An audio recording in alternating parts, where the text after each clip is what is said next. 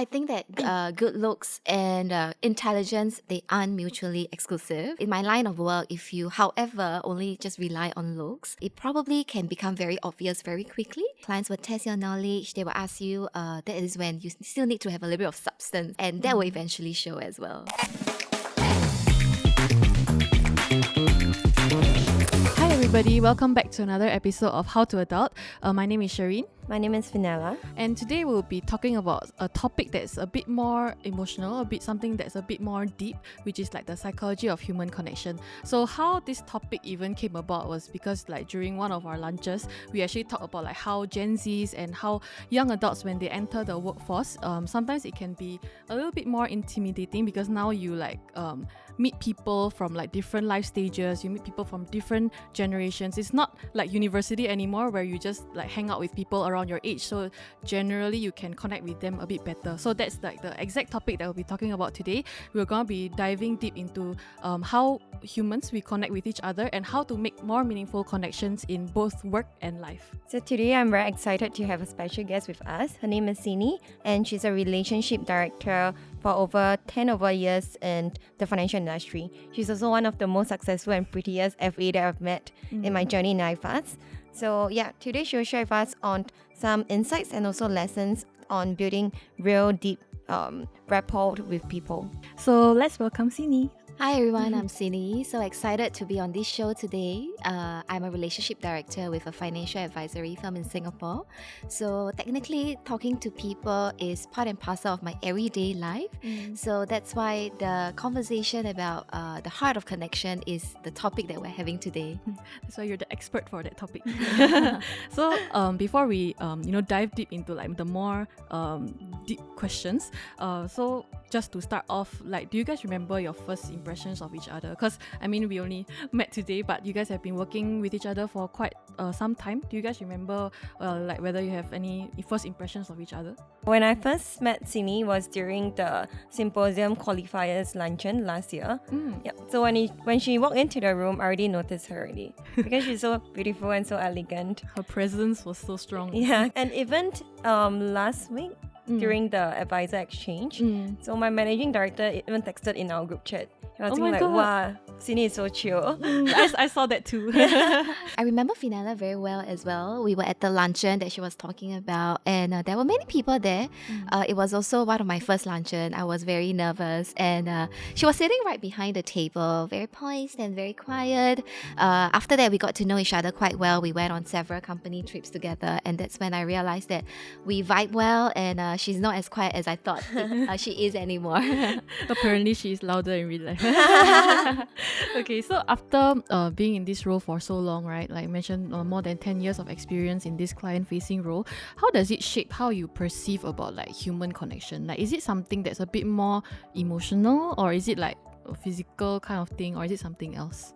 I do think that the first spark that you have with somebody is not something that you can see. It's more like what you can feel, whether the conversation goes around easily, whether you can be talking about the same thing quite well, it can flow. I think it's a bit more of what you can feel than what you can see. But if it's something that, because it's not something that you can really see, right? But when you first meet a person, technically physical appearance is the first thing that you see. So in your opinion, how important is physical appearance in terms of like human connection?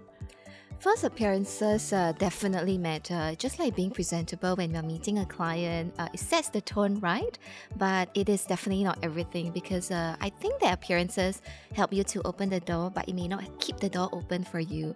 At the end of the day, it's still about, again, the ease of this connection, whether you are listening to the person, and that's what builds the thing. So actually, have you heard of the term pretty privilege? Yeah. So do you have any experience on that at work or maybe with your friendship? Pretty privilege is a real thing. It does actually occur in our society, but it also depends very much on which field we are in. So like, for example, industries like sales, marketing, or entertainment, looks and presence can give you a much bigger edge just being there, because first impressions in these industries are everything. But in more technical and professional line, presentation still matters. Long-term success really comes down to expertise and the ability to deliver later on.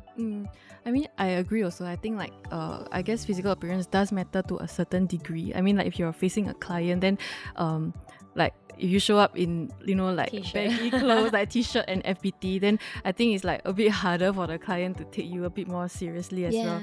Yeah, I mean like physical appearance does matter in certain like job scopes. Like for example, if you're a model or if you're an idol, of course like how you appear on screen will also affect like how kind of successful you are in the field. But like for example, for people in the corporate world, then do you think, Fenella, that like you know, the vibe or the aura that you bring into the room is a bit more important than just how you look?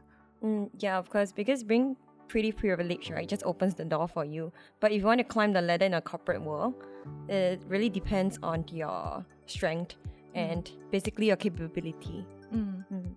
I agree as well. I think at the end of the day, I think presence do matter. Going into the room with a quiet confidence and empathy for people when they are like conversing with you, that is also so important as well. What do you think a quiet confidence actually looks like in person? I do think that it starts from before you step out of the house.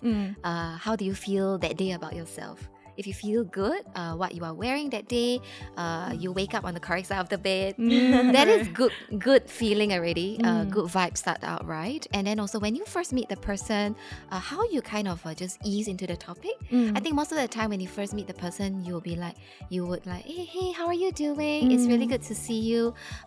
So pleased to see you for the first time. If you just be a little bit more smooth with your introduction and just be genuinely present, like you really want to be there to find out about the person, to talk about that person.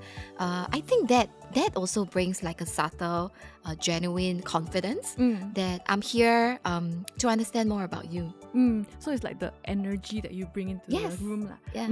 So actually, right, you know, because we are talking about like pretty privilege and all, there's usually kind of like two schools of thought. Okay, usually sometimes like let's say if you are a bit more attractive, then sometimes people can take your ideas a bit more seriously. But there's also on the other side where like let's say if there's this saying that, you know, pretty people don't have brains. What do you both think of these two statements? So I think that good looks and intelligence, they aren't mutually exclusive. In my line of work, if you, however, only just rely on looks, it probably can become very obvious very quickly. Clients will test your knowledge. They will ask you, that is when you still need to have a little bit of substance. And that will eventually show as well. Yeah, I agree with you as well. I mean, definitely just having a pretty or handsome face is not everything. Of course, you know, like if you are doing financial planning, then having a pretty face does not correlate to how well you plan financially. So like what I mentioned, the person also needs to have intelligence, knowledge and substance also. Yeah, so for like first impressions, right, do you also think that like for example, you know this term called RBF? Do you think it also affects how people perceive? Because I was telling Fina earlier that, so I don't have an RBF, I have a resting blur face. So I feel like people, like sometimes I'm a bit more like, not say jealous, but sometimes I feel like people with RBF are taken a bit more seriously, in a sense that like, okay, because they have a strong presence in the room. Like it's like, okay, the bad side is that some people can be a bit more scared of them, but it's also like they have this power that is in them. But for me, for example, then it's a bit more like people might think I'm a bit more approachable, but say they might also not take me like too seriously. Yeah. What do you think of this? I think having a RBF, of course, there are both sides of advantage and disadvantage. But I, of course, if I get to have a choice, I would choose not to have this. For sure. Yeah, I think there is more upside to not having RBF in general, because it makes you more approachable, and it makes you feel like I can talk to you and I can relate to you a little bit more. Yeah, and you won't be thinking about like the other side of the story for this person. Yeah. What do you think about RBF? When you talk about RBF, I just remember that when I just joined iFAST, right? So Jolene is my boss, right? And she has a RBF face. So when I just joined her, I was very afraid to talk to her or even to answer questions. Yeah, because it's very intimidating for me. Praying Jolene does not see this.